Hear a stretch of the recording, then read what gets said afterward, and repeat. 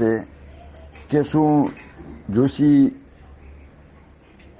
દેવી ધણી કરી દેશે?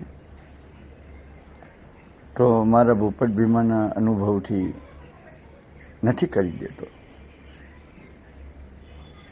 અગર જોશી દેવી ધણી કરી દેતો હોય તો પછી ભુવાની, પઢિયારની, સંદરવા સાપકાની, સરી ઢાંકની, દાબડી, કળાબારવા, જનાવર દેવાય એટલી બધી જરૂર શું છે? અગર દેવી જોશી ધણી કરી દેતો હોય, દીકરા દાજો, ખમા, રૂપિયા, પૈસા અગર જોશી કરી દેતું હોય તો પછી આટલો બધું સમસ્યા આપણે ઊભી શું લેવા કરવી જોઈએ? ભુવા પઢિયારની, કળાના બેડની, દાબડીની, સરી ઢાંકણીની ન કરવી જોઈએ.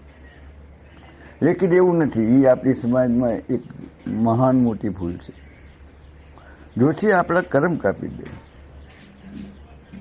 આપણાને ખમા ન અપાવે. ખમા તો ભુવાના માધ્યમથી, પઢિયારના માધ્યમથી, વેદના માધ્યમથી, સરી ઢાંકણીના માધ્યમથી, ધર્મના માધ્યમથી મળનારી છે.